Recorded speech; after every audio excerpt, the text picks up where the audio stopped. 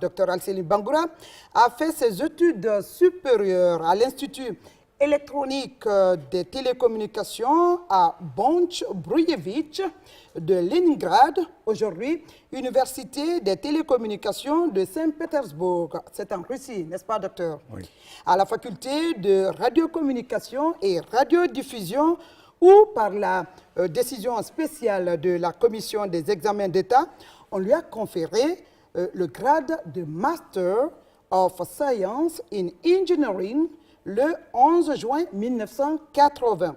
Et le 9 décembre 1987, il devient docteur en sciences techniques en télévision dans le même institut. Actuellement donc, chers téléspectateurs, il est chef de division technique télévision nationale, ici à la RTG Coloma, et chargé de cours de télévision à l'université Gamal Abdel Nasser de Conakry. Docteur, que pouvez-vous nous dire sur la télévision en matière d'acquis en technique et infrastructure? Merci, madame. Les acquis sont nombreux, mais nous pouvons citer entre autres en commençant par la maison, oui, où nous nous trouvons à l'heure là. C'est l'un des fruits de coopération avec la République populaire de Chine. Oui. Cette maison a été, la construction a été achevée en 2004 et en 2006, elle est rentrée en fonction. Mais en ce moment, les équipements fournis à l'époque étaient un peu obsolètes.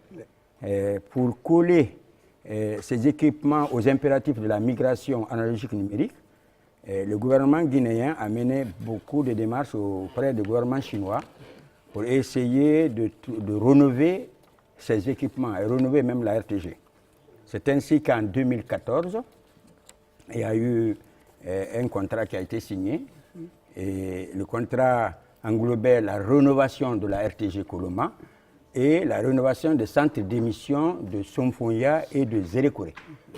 Bon, concernant la rénovation de la RTG Coloma, il y a eu en deux volets. Et premièrement, il y a la construction de centres de diffusion. Derrière ici, vous voyez l'antenne de 120 mètres de haut. Oui.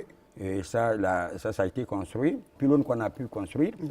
Et aussi les émetteurs de télé et de radio qu'on a installé là-bas. Et retenez que la télévision émet en numérique, de 3 kW et 2 fois 3 kW qui émet en numérique, et la radio 10 kW. Bon. Et ensuite, il y a eu la construction de la station terrienne de montée sur satellite et des abris. Bon, et aussi la rénovation des studios, des deux studios, des studios de télévision et des studios de radio. C'est pourquoi actuellement, même la télévision, nous émettons 24 heures sur 24 et avec l'acquisition des serveurs de diffusion. Bon, après, il y a eu une formation sur place par les experts chinois qui a permis aux techniciens de maîtriser l'exploitation de ces équipements. Ensuite de cela, il y a eu un projet d'appui à la RTG. C'est-à-dire pour que le projet-là a été financé par l'Union européenne. Et ce projet nous a permis d'avoir les unités mobiles de production. Vous voyez que chaque fois qu'il y a des événements en extérieur, c'est ces équipements qu'on utilise. Et il y a aussi des caméras qu'on a eues et puis les tables de montage.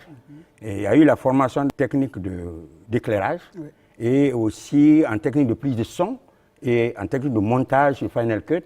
Il y a eu même en formation en éditorial des personnels sur l'Ebola. Cette formation nous a beaucoup aidés et vraiment, aujourd'hui, nous sommes à un niveau où vous voyez que l'image et le son à la télé vraiment sont impeccables. Et la portée même a augmenté avec l'acquisition de l'antenne de 120 mètres, de pylône de 120 mètres de haut. La portée est augmentée. Donc, docteur, vous nous avez égrené assez d'acquis, c'est vrai. Mais cependant, la télévision nationale est suivie par de nombreux téléspectateurs. Et souvent, il arrive qu'on constate par-ci et par-là quelques petits incidents techniques, quelques difficultés. Ce qui veut dire que malgré ces nombreux acquis, il y a des difficultés. au nombre de difficultés, qu'est-ce qu'on peut relever aujourd'hui à la télévision nationale qui fait que vous, les techniciens, vous n'êtes pas souvent satisfaits même de votre travail à cause de ces petits incidents? Bon, les difficultés à la RTG en général sont liées au statut d'une manière générale. Vous savez, la RTG est un service rattaché qui ne bénéficie pas du budget de fonctionnement. Et conséquence à cela, les journalistes ou les techniciens doivent être sur le terrain à chaud et à tout moment pour qu'on puisse recueillir les informations. Et cela demande des moyens. Oui. Et ensuite... On le dit, la télévision, c'est les moyens. C'est les moyens. Oui. Ensuite, vous voyez, pour qu'on puisse camper les téléspectateurs devant leur petit écran, il faut qu'on leur donne quelque chose qui les intéresse. Oui. Donc, il faut produire les événements. Tout à fait. Il faut produire des émissions ou acheter les films documentaires pour essayer de camper ces gens-là. Ça demande les moyens. Et ça, c'est vraiment incorrect. Maintenant, le problème que nous avons aussi, les techniciens, c'est que, vous savez, il y a des commandes des fois qu'on fait sans passer par la technique. Oui.